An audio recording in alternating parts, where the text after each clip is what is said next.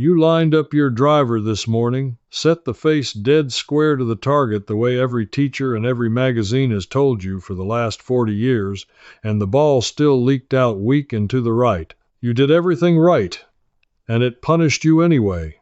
Here is what I found after weeks of digging. For a golfer over 80, squaring the club face at address is not a fundamental. It is a slow leak that quietly steals your distance and your straight shots. And the men who taught the game a lifetime ago knew it, wrote it down, and then watched it get buried. I traced it back to a book printed in 1946, and a teaching pro most people have never heard of, and I am going to hand you exactly what he knew. You do not need new clubs. You do not need a single lesson. You can test this in your own backyard this weekend with the clubs already in your garage.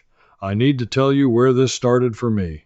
It was a Tuesday morning at the little municipal course near my house, the one with the cracked cart path on the third hole. I was playing with a fellow named Walt, 83 years old, thin as a rake, and on every long hole, Walt's ball finished 20 yards ahead of mine. I am younger than him. I hit the gym, and I could not figure out for the life of me how that old man was beating me down the fairway. That question is what sent me digging. So I did what I always do when something does not add up. I started asking why, and the first thing I noticed was that nobody could give me a straight answer.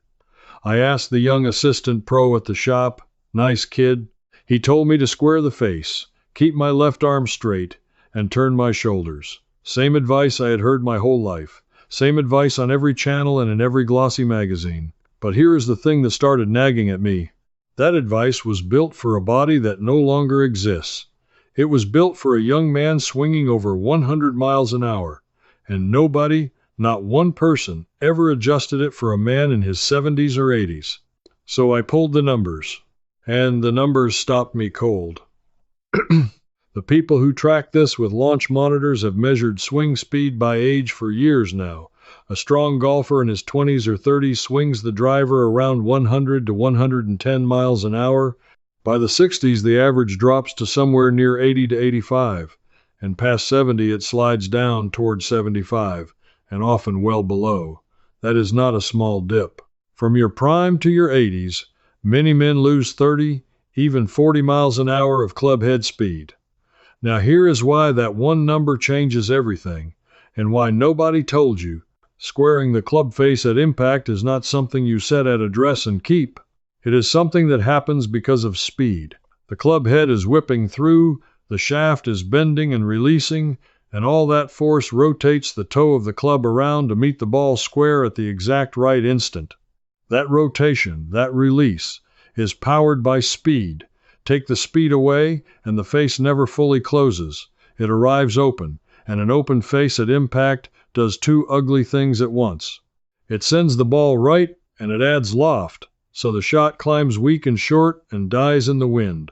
So the slower you swing, the more open your face is at the moment that actually matters. And what did they tell you to do at address? Set it perfectly square, which means for an 80-year-old, you are starting from a position that guarantees the face shows up open when it counts. That is the leak. That is why Walt was beating me. But when I first pieced this together, I thought it was just physics, an accident of age. I had no idea yet that this had been understood and taught and then deliberately pushed aside. That part came later, and it made me angry. Here is the clue that turned it from a physics problem into a mystery. I have a habit of collecting old books at estate sales. Golf instruction, mostly. The cheap, dusty ones nobody wants. And one afternoon I pulled down a book I had bought for $2 and never really read. It was written by a teaching professional named Percy Boomer, published in 1946, called On Learning Golf. Boomer taught in France, at a club outside Paris, and he taught some of the finest players in Europe between the two world wars. And there it was in plain print, older than most of the people watching this. Boomer wrote about feel and control and the shape of the shot in a way that had almost nothing to do with the rigid, mechanical, everything must be square instruction I had been fed my whole life. He talked about the club face as something you managed with feel, not something you locked into a factory setting at address. Then I found the older one. Harry Vardon, the greatest player of his era, six-time Open champion, wrote a book called The Complete Golfer back in 1905. That is over a century ago. And Vardon did not preach the dead square robotic setup either. These men understood something about controlling the face that got quietly erased from modern teaching. So I started asking a different question. Not why do I lose distance, but when did everybody start teaching square, and who decided it was the only right way? Because it clearly was not always the gospel, and therefore I went looking for the moment the teaching changed. That is when I started to understand who benefited from you forgetting the old way. Here is what I pieced together, and I want you to follow the money with me because this is where it gets sharp. Golf instruction used to be personal. A club had one professional. He knew your body, your bad hip, your stiff shoulder, and he adjusted what he taught you to fit the man standing in front of him. If you were old and slow, he set you up differently than the 20-year-old. That was the whole point of him. But somewhere in the second half of the last century, teaching got standardized. It got put on television, it got printed in mass magazines sold to millions, and you cannot personalize advice for millions of different bodies. So the industry did what every industry does when it scales up. It picked one model, the simplest one to teach and photograph, and it sold that model to everybody. And which model did they pick? The tour player, the young, flexible, fast professional. Square the face, straight left arm, big shoulder turn, neutral grip. It photographs beautifully. It sounds authoritative. And it is completely wrong for a man who has lost 40 miles an hour of club head speed. They did not do this to hurt you. I want to be fair about that, but the effect was the same as if they had. A whole generation of older golfers got handed instructions built for a body they no longer had, and when it did not work, they were told to practice harder, take more lessons, and buy better equipment. And there is the money. When your square setup produces a slice, what is the fix the industry offers you? Not a free adjustment to your address, a lesson package, a launch monitor session, and most of all, a new driver, the anti-slice model, the adjustable one, the 2 to 100, 4 to 100, $5 to $100 club with a special weight in the heel that is engineered to do exactly one thing, close the face for you. The very thing the old teachers taught you to do for free with the club you already owned. Read that again. The expensive modern driver's main selling point, for older golfers, is that it artificially closes the face at impact. They are charging you hundreds of dollars to solve a problem their own standardized teaching created, and the solution was sitting in a $2 book from 1946 the whole time. That is when I stopped being curious and started being determined, because I realized this was not just about my golf game. This was about being handed a system built to keep me paying and being made to feel like the failure was mine. But knowing the setup should not be dead square is not enough. I needed to know exactly what to do instead, and that took me back into the old books and into the research to find the precise adjustment. That is where I found something even the low handicap players at my club had never heard. Let me show you what an open face actually costs in yards, because until I saw it in numbers, I did not respect it. The launch monitor people have measured this every way you can. When the club face is open at impact relative to the path of the swing, the ball starts right and curves further right, and it does something worse for an older player. It launches with too much loft and too much spin, high, floaty, and short. A ball that should carry has too much backspin, so it balloons up and falls out of the sky. For a slower swinger, spin is the enemy. At 75 miles an hour, you do not have the speed to punch a high-spinning ball through the air. You need the ball coming off lower and hotter, with less spin, so it carries and then runs. And a slightly closed face at impact does exactly that. It takes loft off, it takes spin off, and it starts the ball on a line that lets it draw gently and roll. The measured difference between a shot with an open face and a shot with a slightly closed drawing face at the same swing speed can be 20, 25, even 30 yards of total distance. 30 yards. That is the difference between reaching the green in 2 and laying up short every single time. That was the 20 yards Walt had on me on every long hole. He was not stronger, his face was not open. So how do you get that closed face at impact when you no longer have the speed to close it dynamically? You cannot manufacture speed you have lost. That is just biology. So you do the only thing left. You preset it. You build the closed face into your address position before the swing even starts, so the club has less work to do on the way down. And here is the exact adjustment I pulled together from the old teaching and confirmed against the modern numbers.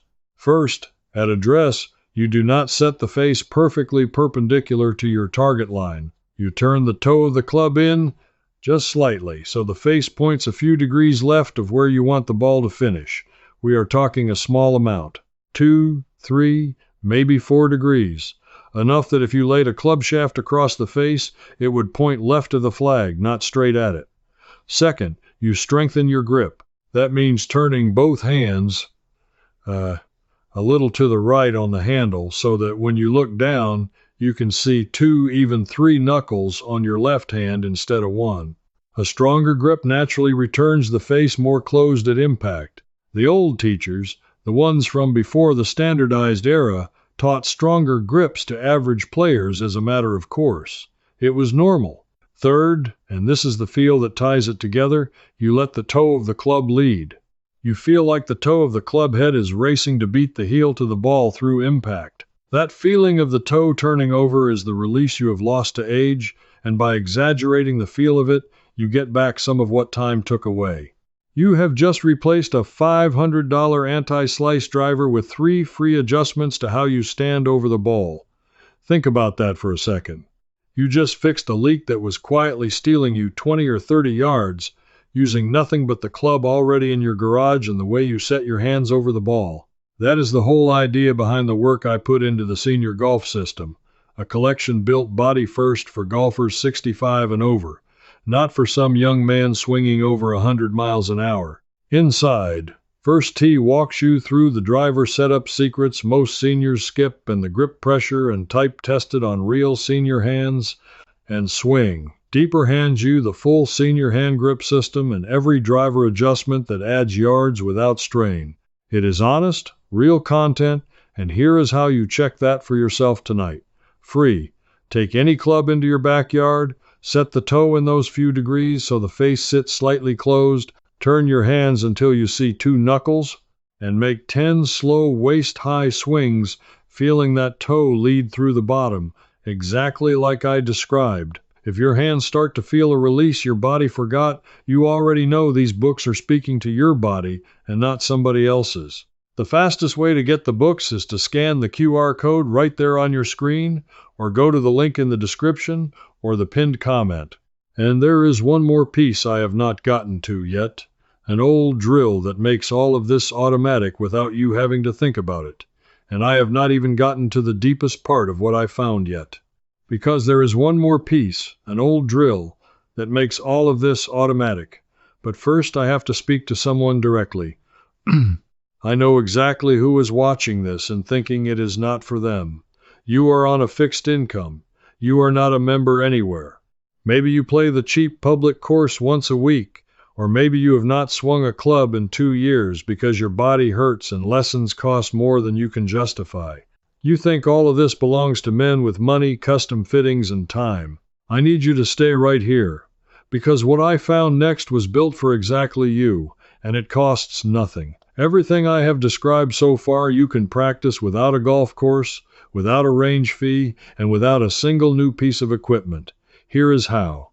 You need 1 club and 1 open patch of grass, a backyard, a park, even a quiet stretch of grass behind an apartment building. You do not need to hit a ball. In fact, the old teachers insisted you learn the feel of the face before you ever hit anything. Boomer built his whole method on feel, on rehearsing the sensation of the swing until your body owned it. So take your club, any club, and set it down behind an imaginary ball. Practice turning that toe in those few degrees so the face sits slightly closed. Look down at it. Learn what that looks like, because a closed face looks strange the first 50 times you see it, and your instinct will be to fight it back to square. Do not trust it. Then take your grip and check for those two knuckles. Turn your hands until you see them. Feel how different the handle sits in your palms. Now make slow, waist-high rehearsal swings, and feel the toe of the club turning over past the heel through the bottom. Slow, no ball, just the feel. 10 minutes a day in your own yard, and your hands start to learn a release your body forgot. This is not a metaphor. This is how the men before television actually learned the game. Repetition of feel, at home, for free. And if you have any trouble with balance or standing for long, you can do the grip and the face-setting part sitting in a chair, holding the club out in front of you, just training your hands and eyes to accept the closed face. No cost, no membership. No fitting, nobody profiting off you. That is the part they never tell the person on the tight budget. The most important corrections in this whole game happen before impact in your setup, and setup is free. It always was. Somebody just made sure you believed you had to pay to fix it. Therefore, let me give you the last piece, the one I traced all the way to the bottom. Because when I finally found it, it explained why the old players, the Walts of the world, always seemed to have a repeating, reliable move that the rest of us paid thousands trying to buy. I found it cross-referencing two things. That Percy Boomer book from 1946, and another one, Tommy Armour's How to Play Your Best Golf All the Time, published in 1953. Armour was a champion who lost the sight in one eye in the First World War and became one of the most sought-after teachers in America. Men waited months and paid a fortune for an hour with him. And what Armour taught over and over was not 100 moving parts. It was the correct impact position, drilled until it repeated. Here is the secret, and it is so simple you will not believe it was worth burying. The old teachers had their students set up not to a target, but to a finish. They had you rehearse the impact position first, the closed, slightly turned face, the hands ahead, the toe leading, and then build the swing backward from that. You did not swing and hope the face squared up. You started by knowing exactly what impact should feel like, with the face already preset closed, and you simply returned to a position you had already rehearsed 1,000 times. And here is the drill. Armour's method points straight to the one that makes the closed face automatic. It is called the impact bag idea, but you do not need to buy one. Take an old duffel bag or a couple of old bed pillows inside a sturdy sack, or even a stack of old phone books wrapped in a towel. Set it where the ball would be, and swing into it slowly, stopping at impact, pressing the club face into it. When you do this, you will feel something. You will feel whether your hands are ahead of the club, and you will feel whether that face is square or open or closed as it presses into the bag. And you train it gently to arrive slightly closed, with your hands leading, 10 or 15 slow presses into that bag a few times a week, and your body memorizes the one position that actually matters. Not the backswing, not the follow-through, the half-inch of impact where the face meets the ball. That is the whole secret. The men who played into their 80s and still striped it down the middle were not stronger or more flexible than you. They had simply learned from teachers who taught the individual and not the magazine to preset the face and rehearse the impact instead of chasing a square setup built for a young man's speed. Boomer wrote it in 1946. Armour wrote it in 1953. Varden hinted at it in 1905. And then the standardized, televised equipment selling machine came along and told all of us to square the face and buy a new driver when it did not work. I stood in my backyard with an old pillowcase full of rags, and I pressed that club face into it, slightly closed, hands ahead, and I felt for the first time in my life what impact was actually supposed to feel like. Nobody had ever shown me. 60 years of swinging a golf club and a $2 book from an estate sale taught me more in one afternoon than every lesson I ever paid for. The next Tuesday I played Walt again, and on the long fourth hole, my ball finished even with his. He looked at me sideways and grinned, and he said, "You finally quit aiming that thing straight, didn't you?" That old man had known the whole time. His father had taught him before the war, before television, back when golf knowledge was passed hand to hand instead of sold. Somebody quietly kept the old way alive, and I had to dig through dead men's books to find it, and now you have it too. So set the face slightly closed. Strengthen that grip until you see two knuckles. Feel the toe lead, and rehearse impact into an old bag of rags in your own backyard until your hands own it. That is it. That is the thing they charge hundreds of dollars and dozens of lessons to sell you back, and it costs you nothing but 10 minutes and a willingness to trust an old idea over a shiny new one. I want you to understand what actually happened here, because it is bigger than golf. You were handed a rule book written for somebody else's body, and when it failed you, you were made to feel it was your fault, and then you were sold an expensive cure for a problem that a free adjustment fixes. You did not lose your game to age. You lost it to advice that was never meant for you, and today you took a piece of it back. You are the kind of person who hears everyone repeating the same thing and thinks to ask why, instead of just going along. That is rarer than you know, and it is the only reason knowledge like this survives at all. The people who follow the evidence instead of the marketing are the ones who keep the old truths from dying. Now I want to hear from you. Have you ever caught yourself setting that face dead square and watching the ball sail off weak and to the right, wondering what you were doing wrong when you were doing exactly what they told you? Tell me in the comments. And tell me how old you are and whether you still play, because I would love to know how many of you have a Walt in your own foursome. And say where you are watching from, the town, the course, wherever you swing. I read them. If you want more of this, this is what we do here. We dig up the practical things an older generation knew and quietly buried under glossy advice and expensive fixes, and we hand them back to the people they belong to. Because the next one I am chasing down is even stranger. I found an old note about why so many men our age were told to switch to stiffer shafts in their clubs, when the research points the exact opposite direction, and I think somebody sold a whole generation the wrong flex on purpose. I am pulling that thread now. Come with me and find out what is at the bottom of it. Before you go, let me tell you what comes next. Inside the Wiser Living Circle, I continue this video, walking you through the whole setup step by step. Ask me your questions there and I answer you myself, a real person. You belong here with practical seniors like you. Just point your phone's camera at the code on the screen. Takes a minute, and you can cancel any time with one click.